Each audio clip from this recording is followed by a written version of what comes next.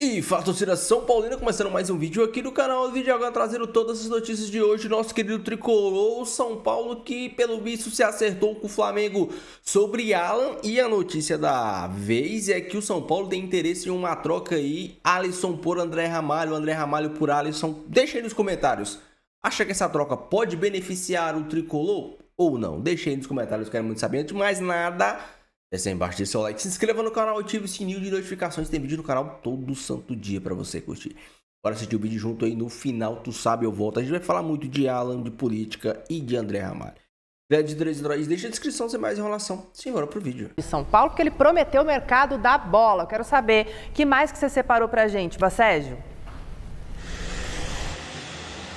Pois é, a política do São Paulo tem tomado conta do noticiário do clube, mas a diretoria tem se movimentado para reforçar o elenco para a nova temporada e o volante Alan do Flamengo está na mira do tricolor. O tricolor, que não tem um grande orçamento para investir em reforços, busca a contratação por empréstimo com opção de compra fixada, mas o Flamengo está um tanto quanto receoso em relação à possibilidade de não receber a compensação financeira desejada por esse empréstimo, porque sabe da grave crise financeira pela qual o São Paulo atravessa. Até por isso, o Flamengo tentou envolver Marcos Antônio nessa negociação, porque o Marcos Antônio é um jogador que interessa ao Flamengo, uma peça-chave do técnico Hernan Crespo, e o que eu apurei é que a diretoria do São Paulo fechou as portas para a possibilidade de perder Marcos Antônio, porque sabe da importância do jogador para o elenco do técnico Hernan Crespo. Mas é claro, pela crise atravessada pelo São Paulo, se o Flamengo fizer uma boa proposta, uma proposta extremamente vantajosa do ponto de vista financeiro, aí sim a diretoria do São Paulo admite que pode ter negócio, mas pela circunstância atual, eu diria que a saída do Marcos Antônio do São Paulo para ir para o Flamengo, por enquanto, é um tanto quanto improvável. A grave crise financeira do São Paulo é tamanha que o Lucas Ramon, lateral do Mirassol, que tem um acordo com o São Paulo, um pré-contrato com o São Paulo, ainda não se apresentou ao clube, porque o São Paulo não quer pagar uma compensação para o Mirassol liberá-lo antecipadamente. O Lucas Ramon tem contrato até abril com o Mirassol. A ideia do São Paulo era tê-lo já no início da temporada para participar da preparação, para conhecer melhor o esquema do técnico Hernan Crespo, mas por causa dessa dificuldade financeira, o São Paulo vai ter que esperar Lucas Ramon até abril. Portanto, a situação não é nada fácil, mas o São Paulo vem usando e abusando da criatividade para tentar se reforçar, visando a temporada de 2026, amigos. Obrigada, Bacégio, pelas informações. Agora sim, de campo, né? Uma coisa chama atenção, você não tem um dinheiro ali para antecipar a vinda desse jogador, não chama? O que acontece, Marino? O Bacégio acabou de dizer aí, o São Paulo está usando e abusando da criatividade, né? E tem que fazer isso mesmo, e o São Paulo está até indo além. Ele quer contar com o poder da amizade, o poder do convencimento, o poder de tudo, para tentar contratar jogadores, porque não tem dinheiro. Então, assim, como é que você quer contratar, como é que você quer formar um time forte no futebol de hoje sem dinheiro? É muito complicado, ainda mais você convencer um gigante como o Flamengo, que tem muito dinheiro. Deixa eu pegar o Alan aí a gente conversa uma melhor maneira, compõe aqui com o jogador. O Flamengo não quer isso. O Flamengo quer dinheiro para poder investir em outros jogadores para reforçar ainda mais o próprio elenco. Você faria? E até enfraquecer o time adversário. Claro. Você vai tirar o Marco Antônio, que hoje é um dos principais jogadores de São Paulo, para trazer o Alan, que estava na reserva? Era isso que eu ia perguntar. Vocês fariam isso? Eu Claro não faria. que não. Eu não faria. Loucura. E outra coisa, é aquilo que nós estávamos falando do Corinthians aqui. Você vai contratar um jogador do Paraguai para ser o reserva do Rafael e o garoto da base. Será que ele está lá há 5, 6 anos, não tem competência para jogar um campeonato paulista? E a garotada aí se classificando e mostrando que são capazes. Então eu acho que não tem dinheiro, usa o que tem. Usa o que tem, depois não cobram. Nós não temos dinheiro, nós vamos usar o que nós temos aqui, o torcedor fica até mais confortável, não vai pegar tanto no pé. Agora ficar prometendo, fazendo coisas para inchar grupo, isso não é legal. Para mim, sabe o que eu faria? Colocaria o Marcos Antônio numa casinha, trancaria ele lá dentro, deixaria só quando vai jogar os Jogos de São Paulo, põe pra fora. Pelo amor de Deus, não deixa ele sair. Se não, se for para vender o Marco Antônio por uma grana boa e aí vir pegar essa grana e contratar, beleza. Agora para trocar pro Alan não dá.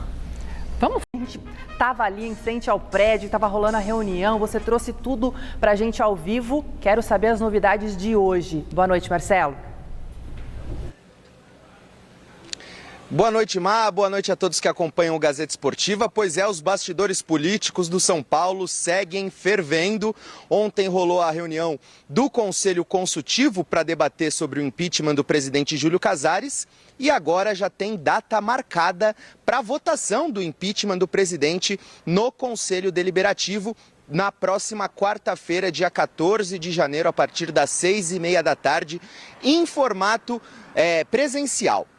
Quais são os próximos passos para o impeachment do Casares? Primeiro, o Conselho Deliberativo vai votar e para que o impeachment seja concretizado, 2/3 do Conselho precisam votar a favor da saída de Júlio Casares. Ou seja, o Conselho do São Paulo tem 256 membros.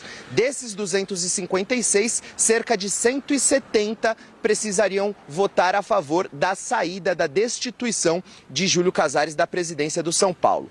Assim, o vice-presidente, Arrim Assis, assumiria o cargo e aí uma nova votação, dessa vez com os sócios do São Paulo, aconteceria para que o impeachment de Júlio Casares seja ratificado ou então para que Casares possa retomar o seu cargo, a sua função à frente do tricolor. O processo é um pouco complexo, mas Casares está cada vez mais pressionado, mais desprestigiado, inclusive por aliados políticos, embora o Conselho Consultivo tenha dado um parecer favorável ao presidente. Dos 9 membros do Conselho Consultivo, apenas um votou a favor do impeachment ontem, que foi o conselheiro José Carlos Ferreira Alves. Os outros 8 membros, muitos deles ex-presidentes, como Leco, Carlos Miguel Aidar, alegaram que não há base jurídica para que Júlio Casares deixe a presidência do São Paulo, mas o processo segue, o processo de impeachment está mais vivo do que nunca e Júlio Casares está longe de garantir a sua permanência na presidência do São Paulo. Já já eu estou de volta para trazer mais informações do tricolor, dessa vez sobre mercado da bola. Eu devolvo para vocês aí no estúdio. Tá certo, Bacégio, muito obrigada. Daqui a pouquinho você volta então. Lembrando, a gente vai falar de copinha daqui a pouco, mas teve protesto antes dos jogos do jogo do São Paulo hoje em relação ao Casares. E aí, Paulo, eu vou perguntar para você, o que você está achando desde ontem, essa situação dos bastidores do São Paulo aí fervilhando? O que você pode... Aí, essas daí são as manifestações hoje, antes do jogo do São Paulo na Copinha. Cotia não é feira livre, isso aí é em Sorocaba, né, gente? Que o São Paulo está com a sede por lá. Sim. Mas você sabe que me entristece bastante no futebol? É que sempre quando os campeonatos estão rolando, que acontecem essas polêmicas todas.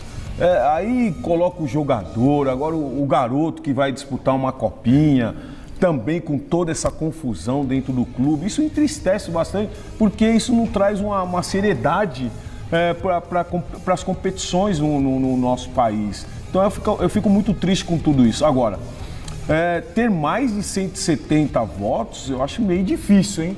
Eu acho meio difícil mais de 170 votos aí para tirá-lo. Agora, eu não lembro a última vez que teve um impeachment aí no São Paulo. Se não se eu posso estar enganado, pode ser a primeira vez. Eu acho que seria inédito. Então, é algo assim que, dentro do São Paulo, para acontecer tudo isso, olha... As investigações estão acontecendo, né? Polícia Civil aí fazendo toda a investigação em relação ao presidente Júlio Casares, familiares também, a gente tem que aguardar tudo isso. Agora, de fato, tudo isso que está acontecendo vai afetar a eleição presidencial no São Paulo, que acontece esse ano ainda, em 2026. O Casares, como disse aí o Marcelo Bacégio, perdeu muito apoio político. A gente teve recentemente o Belmonte saindo da diretoria do São Paulo, enfim, mudanças importantes, o Belmonte vindo a público dar a versão dele sobre a saída dele do São Paulo. Eu entendo que o Júlio Casares não vai conseguir fazer o sucessor agora nessa eleição de 2026 e a oposição, que estava muito fraca no São Paulo, se engrandece, se fortalece com tudo isso que está acontecendo.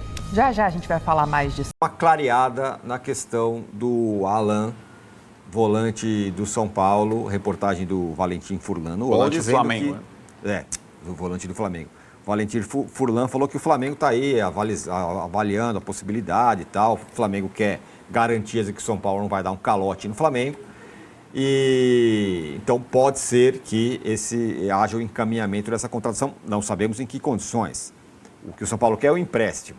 Não sabemos se o Flamengo vai querer. Então tá, me dá o Marcos Antônio que eu dou o Alan. Aliás, eu achei que você introduz assim, no meio disso tudo tem um time de futebol. Isso, é mais ou menos isso. Então tem essa possibilidade, é isso, Arnaldo?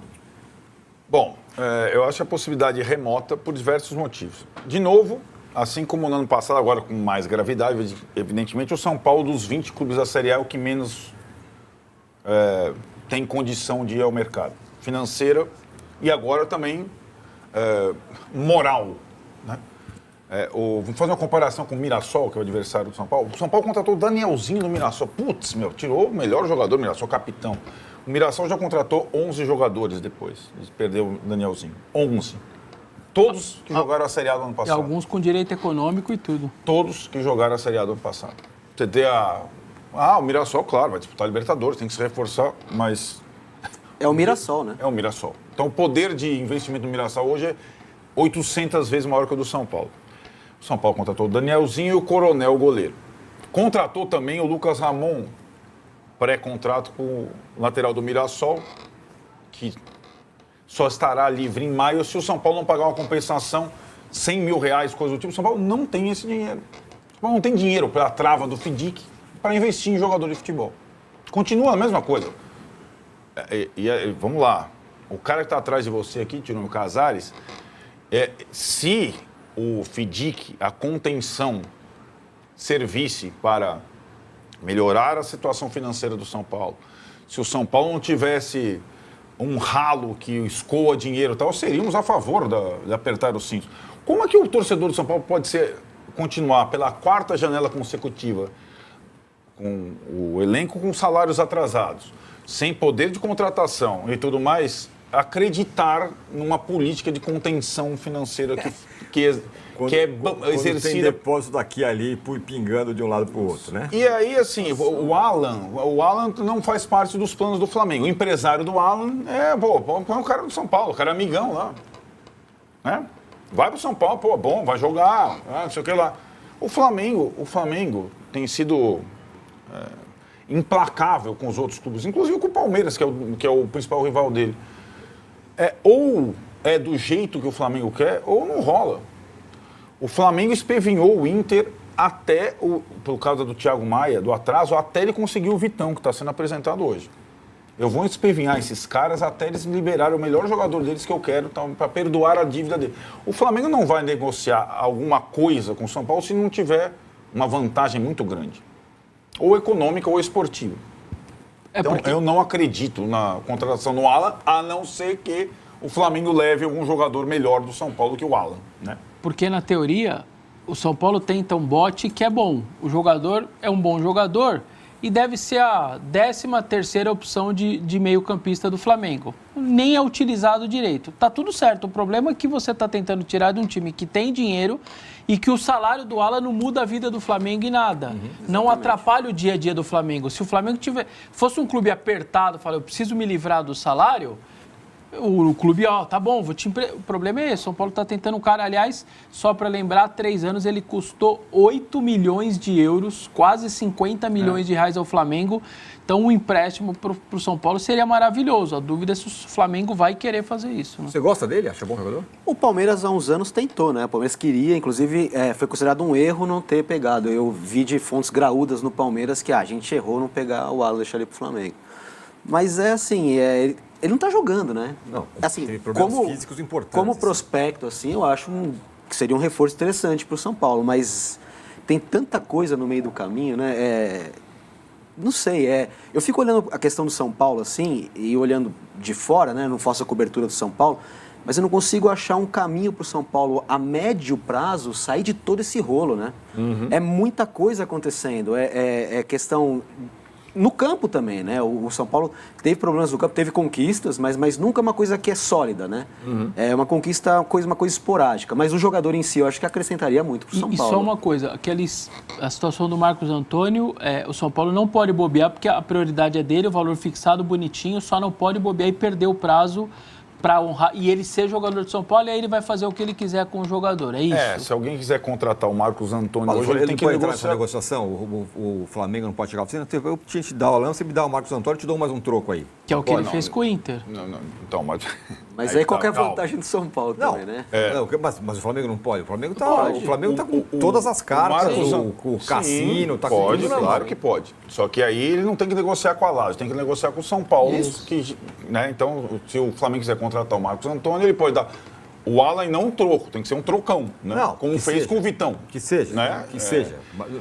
O troco foi o Thiago Mas Maia, aí você perdão cobre da... um Santos descobre outro, né? Não, o Marcos Antônio é o melhor jogador do São Paulo, né? Então é uma situação, né? Pode até o Flamengo prioriza ainda a contratação de um centroavante, de um atacante, mas O modelo e de um goleiro. O modelo do Vitão foi 4,7 de euros para matar a dívida do Thiago Maia, mais 4, enfim, deu uns 9 milhões de euros. Então teria que ser alguma coisa meio parecida, no mínimo, né? Exato. Eu confesso que fui pego um pouco de surpresa com essa notícia do André Ramalho essa troca do André Ramalho pelo Alisson. A priori, o São Paulo teve interesse no Ranieri, mas aí o São Paulo também trocar o Alisson pelo Ranieri. O São Paulo às vezes dá uma viajada boa na maionese, né?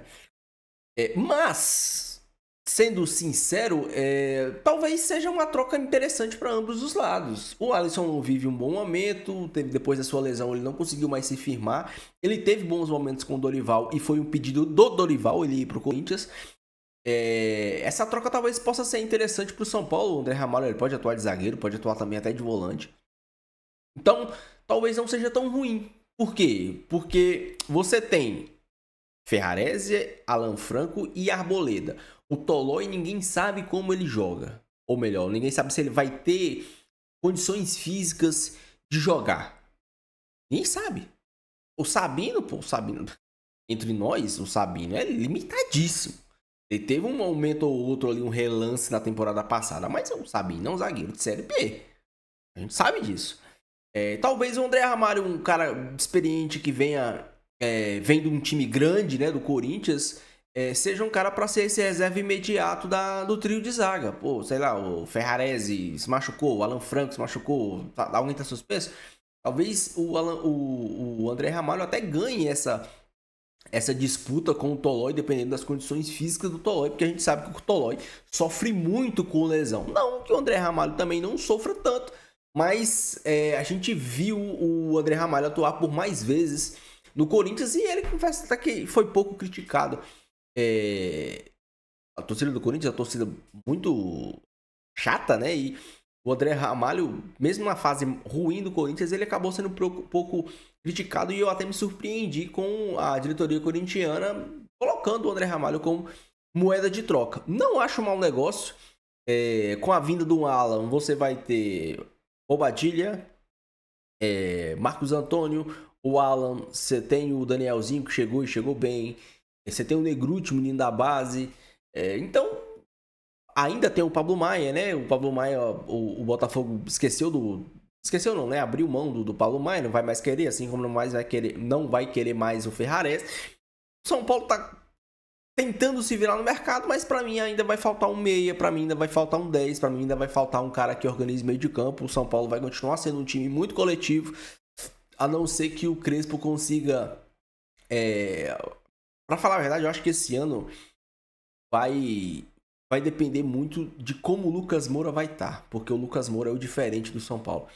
Se o Lucas Moura estiver bem, se o Lucas Moura estiver no nível de 2023... e o Crespo conseguir recuar o Lucas Moura e trazer ele para jogar de 10 naquela função ali, à frente dos volantes, seja com o sistema de 3 zagueiros, seja com o sistema de 4 zagueiros, o São Paulo vai fluir bem. Se o Lucas Moura não tiver condições de atuar naquela função e o Lucas Moura passar a ser um segundo atacante, jogar Calleri e Lucas Moura, O Luciano tem que ir pro banco, porque a gente sabe que o Luciano atuando como 10 é uma tragédia. Cansou de ver ele atuando com o Zubeldia de 10, puta que pariu. Eu gosto muito do Luciano atuando lá na frente, de segundo atacante. Gosto muito, acho ele um cara decisivo, acho ele um cara que tem faro de gol. Às vezes faz umas M, mas consegue entregar gols. Mas como meia, eu detesto o Luciano, acho ele limitadíssimo atuando naquela função. Ele não arma, ele não mata contra-ataque, segura demais a bola. É uma tragédia. E prova disso é o ano de 2024. 2024, o Luciano atuou de 10. Ele teve 2 assistências em 12 meses. E uma dessas assistências nem foi assistência assim. Um bate-rebate que sobrou, acho que pro Ferreirinho fazer o gol. Nem assistência foi. Resumindo, vai depender muito do Lucas Moura. Se o Lucas Moura tiver bem para atuar ali, beleza. Se o Lucas Moura não tiver, o Crespo vai ter que ou improvisar o Danielzinho como 10. O Danielzinho, ele é um todo campista, então ou ele improvisa o Danielzinho de 10, ou ele resgata o Hugo, menino da base, para jogar de 10.